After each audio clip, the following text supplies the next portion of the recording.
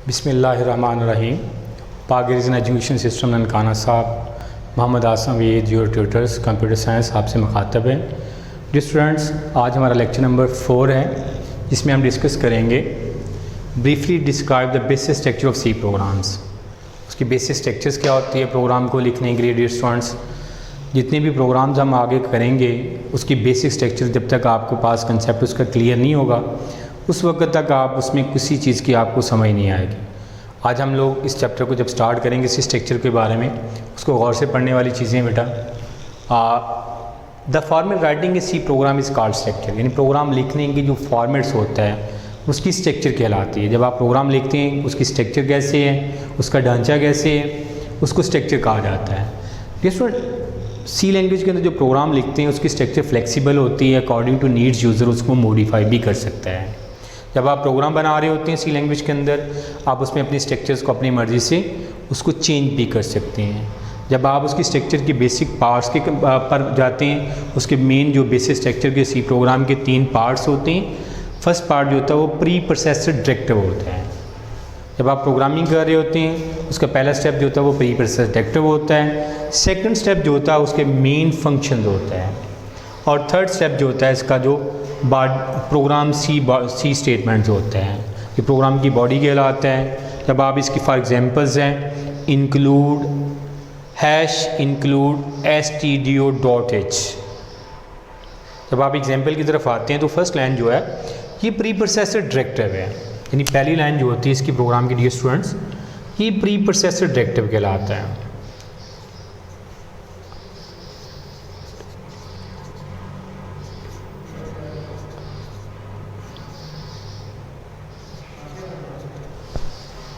Second line जो होती है डियर स्टूडेंट्स ये मेन फंक्शन की होती है,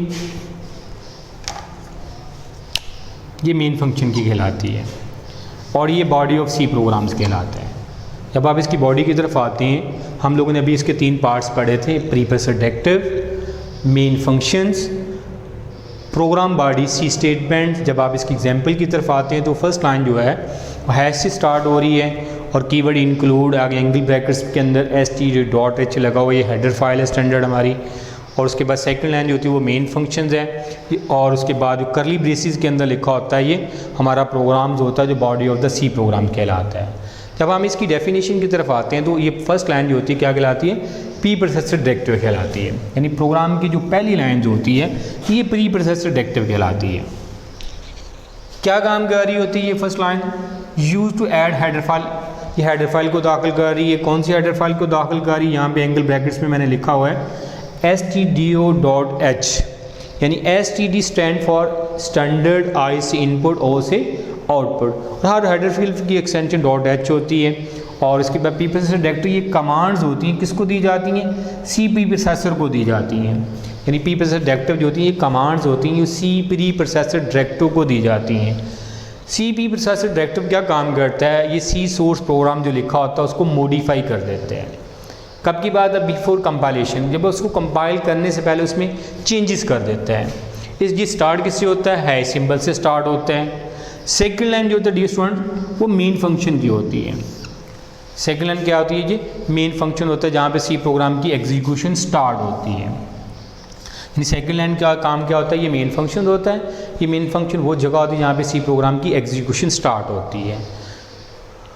उसके जिन स्टेटमेंट्स होती हैं और उसके अंदर आप लोगों को याद होना चाहिए, जब आप प्रोग्राम को चलाते हैं, अगर आप जब कंपाइल कर रहे होते हैं डियर स्टूडेंट, अगर आप पूरे प्रोग्राम को लिखें, सही लिखें, आप उस प्रोग्राम स्टेटमेंट के अंदर मेन फंक्शन की स्टेटमेंट को मिसिंग कर दें, आप नहीं लिखते, तो प्रोग्राम कंपाइल तो सक्सेसफुल होगा लेकिन बट एग्जीक्यूट नहीं होगा। मेन फंक्शन ये एंट्री पॉइंट देना होता है इसकी बॉडी के अंदर इन होने के लिए, जो करली ब्रेसेस में स्टेटमेंट लिखी होती हैं, उसी के बारे में हम पढ़ते हैं। Statement of program are written in curly braces, जो स्टेटमेंट प्रोग्राम के अंदर होती हैं वो करली ब्रेसेस में लिखा जाता है। ये वाली ब्रेसेस जो होती है ओपनिंग ब्रेसेस कहलाती है, और ये वाली ब्रेसेस जो होती है ये वाली क्लोजिंग ब्रेसेस कहलाती है। यानी स्टेटमेंट के अंदर जो आप लिखते हैं जिस ब्रेसेस के अंदर, करली ब्रेसेस के अंदर, ये ओपनिंग ब्रेसेस कहलाती है, और ये वाली ब्रेसेस जो होती है हमारे पास क्या कहलाती है, क्लोजिंग ब्रेसेस कहलाती है। इनको कलेक्टिवली जो होता है ये body of the C program कहलाता है, इनको डेलीमीटर्स भी कहा जाता है। इन स्टेटमेंट किस में लिखी जाती हैं, कर्ली ब्रेसेस में, ये वाली ओपनिंग और ये वाली क्लोजिंग। इन ब्रेसेस को आप क्या कहते हैं, डेलीमीटर भी कहते हैं। क्या कहते हैं, डेलीमीटर भी कहते हैं। इस स्टेटमेंट और जितनी भी स्टेटमेंट बॉडी के अंदर लिखी जाएगी डियर स्टूडेंट्स प्रोग्राम्स के अंदर, उनके एंड पे सेमीकोलन लगा जाता है। उनके एंड पे क्या होता है, टर्मिनेटेड बाय सेमीकोलन होता है। जब आप प्रोग्राम लिखते हैं हर स्टेटमेंट के एंड पे सेमीकोलन लगाया जाता है। जिस लाइक जैसे आप इंग्लिश के सेंटेंसेस लिखते हैं, हर सेंटेंस के एंड पे या तो आप उसको ख़त्म करने के लिए फुल स्टॉप लगाते हैं या उसके इंटरोगेशन का सिंबल लगाते हैं। इसी तरीके से जब आप स्टेटमेंट को प्रोग्राम के अंदर लिखते हैं तो उसके एंड पे क्या लगाया जाता है, सेमीकोलन लगाया जाता है। इससे पता चल जाता है कि जो स्टेटमेंट जो होती है यहाँ से ख़त्म हो रही होती है। इसके बाद आते हैं प्री प्रोसेसर डायरेक्टिव के बारे में। आगे इसकी कैटेगरीज की तरफ चलते हैं। इसके प्री प्रोसेसर डायरेक्टिव कौन सा होता है, इसके काम क्या होता है। प्री प्रोसेसर डायरेक्टिव को डियर स्टूडेंट जो होता है इंस्ट्रक्शन जो होता है उसको इंस्ट्रक्शन टू सी कंपाइलर होती हैं। प्री प्रोसेसर डायरेक्टिव जो क्या काम करता है, ये कंपाइलर को हदायत देने के लिए इस्तेमाल होता है। ये इसको कंपाइलर डायरेक्टिव भी कहा जाता है। ये प्री प्रोसेसर डायरेक्टिव का क्या, ये इंस्ट्रक्शन देता है कि इसको सी कंपाइलर को। सी कंपाइलर क्या होता है, जो सी प्रोग्राम के अंदर जो प्रोग्राम लिखते हैं, सी लैंग्वेज के अंदर जो प्रोग्राम लिखते हैं डियर स्टूडेंट, वो सोर्स प्रोग्राम कहलाता है। उसको ट्रांसलेट करने के लिए ये इंस्ट्रक्शन देता है कि इसको सी कंपाइलर्स को। इसे कंपाइलर डायरेक्टिव भी कहा जाता है, इसको कंपाइलर डायरेक्टिव भी कहते हैं। इसका काम क्या होता है, ये सी सोर्स प्रोग्राम को मॉडिफाई करता है बिफोर कंपाइलेशंस। उसको कंपाइल करने से पहले, उसको ट्रांसलेट करने से पहले उसको मॉडिफाई करता है। पॉइंट उसके बाद pre processor directive not terminated bye semicolon. आप लोगों ने हमने अभी पढ़ा रिसेंटली, इसकी जो बॉडी के अंदर स्टेटमेंट लिखी होती है उसके एंड पे सेमीकोलन लगाया जाता है। यहाँ पे देखिए इनके आगे सेमीकोलन नहीं लगा। ये प्री प्रोसेसर डायरेक्टिव प्रोग्राम की फर्स्ट लाइन है, इसके एंड पे सेमीकोलन नहीं होता, नॉट टर्मिनेटेड बाय सेमीकोलन। इसको सेमीकोलन से टर्मिनेट नहीं करते। और ये किससे स्टार्ट होता है, ये है सिंबल से स्टार्ट होता है। इसका स्टार्टिंग जो सिंबल होता है वो उसको है सिंबल कहा जाता है, उससे इसको स्टार्ट किया जाता है। और प्री प्रोसेसर डायरेक्टिव के दो कीवर्ड्स होते हैं, या तो इंक्लूड इस्तेमाल होता है या डिफाइन। कि प्री प्रोसेसर डायरेक्टिव के अंदर एक तो इंक्लूड का कीवर्ड यूज़ होता है, दूसरा डिफाइन कीवर्ड यूज़ होता है। अब कीवर्ड्स क्या होते हैं, हम नेक्स्ट चैप्टर में इसके बारे में डिस्कस करेंगे डिटेल के साथ। कीवर्ड्स प्री डिफाइन वर्ड्स होते हैं, ये प्री यूज होते हैं, can not use any other purpose, always written in lower case letter. और हमेशा जो होते हैं इन कीवर्ड्स को स्मॉल लेटर में लिखा जाता है। यानी कीवर्ड्स क्या होते हैं, ये रिजर्व वर्ड्स होते हैं, किसी भी लैंग्वेज में पार्ट ऑफ लैंग्वेज होता है, प्री डिफाइन होते हैं, प्री यूज होते हैं, can not use any other purpose. अब यहाँ पे हम इंक्लूड और डिफाइन को हम बतौर प्री प्रोसेसर डायरेक्टिव यूज़ कर रहे होते हैं। ये क्या काम, इंक्लूड डायरेक्टिव का काम जो होता है हेडर फाइल को प्रोग्राम के अंदर ऐड करना होता है। जस्ट लाइक यहाँ पे हमने देखा कि प्रोग्राम std.h हेडर फाइल है, ये प्रोग्राम के अंदर ऐड कर रहा है यहाँ पे। इसी तरीके से डिफाइंड डायरेक्टिव जो होता है, इसका काम जो होता है वो कांस्टेंट को डिफाइन करने के लिए इस्तेमाल होता है। यानी कांस्टेंट वैल्यू को डिफाइन करने के लिए जो डायरेक्टिव यूज़ करते हैं वो डिफाइंड डायरेक्टिव होता है। हेडर फाइल को दाखिल करने के लिए जो होता है वो इंक्लूड डायरेक्टिव का इस्तेमाल करते हैं। अब हम इंक्लूड डायरेक्टिव्स के डिफरेंट काइंड्स हैं, दो काइंड्स हम डिस्कस करेंगे कौन कौन सी हमारे सिलेबस के अंदर। वो इंक्लूड और दूसरा डिफाइन है। इंक्लूड डायरेक्टिव जो होता है ये क्या काम करता है, ये प्रोग्राम को इस काबिल बनाता है, प्रोसेसर को इस काबिल बनाता है कि वो लाइब्रेरी तक एक्सेस कर सके। अब लाइब्रेरी कहाँ पे पड़ी होती है, हर लाइब्रेरी डिफरेंट हेडर पर फाइल पर मुश्तमिल होती है। इन हेडर फाइल क्या होती है, जो आप हेडर एंगल ब्रैकेट्स में लिख रहे होते हैं उसकी जिसकी एक्सटेंशन .h होती है, ये हेडर फाइल कहलाती है। इसमें स्टैंडर्ड डेफिनेशन पड़ी होती है, जब प्रोग्राम उसको ट्रांसलेट करता है वहाँ से उसकी डेफिनेशन को कलेक्ट कर रहा होता है। इसकी एग्जांपल देख लें थोड़ी सी। हैश इंक्लूड std.h है, एंगल ब्रैकेट्स में लिखा हुआ है। हैश इंक्लूड math.h है, हैश इंक्लूड math.h है। इन द अबव एग्जांपल्स, ऊपर वाली एग्जांपल में बेटा आप देखें इसमें क्या काम कर रहा है, प्री प्रोसेसर डायरेक्टिव जो होता है हेडर फाइल को दाखिल कर रहा है। कौन कौन सी हेडर फाइल को प्रोग्राम के अंदर दाखिल कर रहा है, एक तो std.h है, दूसरा math.h है। std.h किसकी एब्रीवेशन होती है, यानी std.h जो है स्टैंडर्ड इनपुट आउटपुट होती है। ये क्या काम करता है, ये सोर्स प्रोग्राम के हेडर फाइल को दाखिल कर रहा है। अभी इंक्लूड डायरेक्टिव का काम होता है ये कंपाइलर को बताना होता है। इसने कंपाइलर क्या होता है, ये लैंग्वेज ट्रांसलेटर होता है, जो लैंग्वेज के अंदर लिखे गए प्रोग्राम को ट्रांसलेट कर रहा होता है। इसका काम क्या होता है, कंपाइलर को बताना होता है, को मीनिंग्स को फाइंड आउट करे किसके, स्टैंडर्ड इंडेंटिफायर के।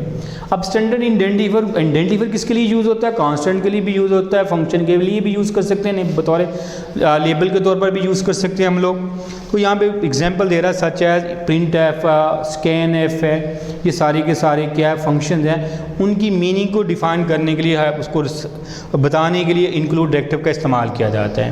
हेडर फाइल क्या std.h किसकी एब्रीविएशन होती है? This one standard input output होता है।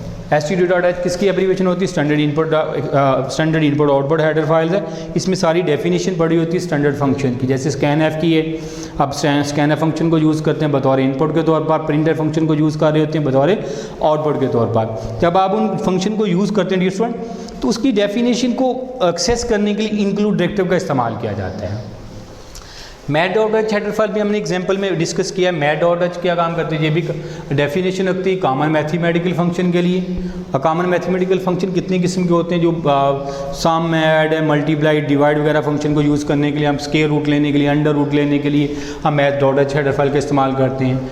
डिफाइंड डायरेक्टिव जो हमारा सेकेंड आप उसका टाइप्स है इसकी प्रीवियस डायरेक्टिव की। डिफाइंड डायरेक्टिव का काम होता है कांस्टेंट को डिफाइन करना होता है। अब कांस्टेंट क्या होती है? इसका काम होता है कांस्टेंट को डिफाइन करना। जस्ट लाइक पाई है, तो पाई हमें पता है ये कांस्टेंट वैल्यू रखती है। अब पाई की वैल्यू क्या होती है? 3.14159 है। अंडर रूट की वैल्यू है, अंडर रूट यूज़ करते हैं, हमें पता है उसकी वैल्यू 1/2 होती है। ये कांस्टेंट को डिफाइन करने के लिए इस्तेमाल होता है। ये भी स्टार्ट किससे होता है? हैश सिंबल से इसको भी स्टार्ट किया जाता है। इसके भी स्टार्ट पे हैश लगाते हैं। It can be use anywhere in the program. इसको प्रोग्राम में किसी भी जगह पर यूज़ कर सकते हैं, लेकिन इंक्लूड डायरेक्टिव को स्टार्ट और beginning of actual program use करते हैं। इंक्लूड डायरेक्टिव को प्रोग्राम के स्टार्ट में और डिफाइंड डायरेक्टिव को प्रोग्राम में किसी भी जगह पर आप इसको इस्तेमाल कर सकते हैं। It is not terminated bye semicolon. जैसे इंक्लूड को आप टर्मिनेट नहीं सेमीकोलन से करते थे, इसी तरीके से डिफाइंड डायरेक्टिव जब आप प्रोग्राम के अंदर ये स्टूडेंट यूज़ कर रहे होते हैं, इसको भी आप टर्मिनेट सेमीकोलन से नहीं करते। इसकी भी एग्जाम्पल दी मैंने। Hash define identifier values. Hash क्या है? ये स्टार्ट ऑफ इंडेंटिफायर्स है। डिफाइन क्या है? यूज़ फॉर कांस्टेंट, कांस्टेंट के लिए यूज़ करते हैं हम लोग, कांस्टेंट वैल्यू को डिफाइन करने के लिए यूज़ करते हैं। इंडेंटिफायर क्या होता है? ये नेम ऑफ कांस्टेंट होता है। वैल्यू क्या होता है? ये रिप्रेजेंट करती है वैल्यूज़ को। फॉर एग्जांपल है हैश डिफाइन पाई, आगे ये हैश डिफाइन पाई। पाई क्या चीज़ है? ये इंडेंटिफायर है और ये इसकी वैल्यू को रिप्रेजेंट करेगा। 3.1415 जहाँ पे भी आप पाई को यूज़ करेंगे, उसकी क्रॉसपोंडिंग वैल्यू जहाँ पे भी आप पाई का इस्तेमाल करेंगे वहाँ पे उसकी यूज़ होगी। ये डियर स्टूडेंट आज का हमारा आर्टिकल था। इंशाल्लाह हम नेक्स्ट आर्टिकल के अंदर उसकी हेडर फाइल को डिस्कस करेंगे और उसकी मेन फंक्शन को डिस्कस करेंगे। अल्लाह हाफिज़, टेक केयर डियर स्टूडेंट्स।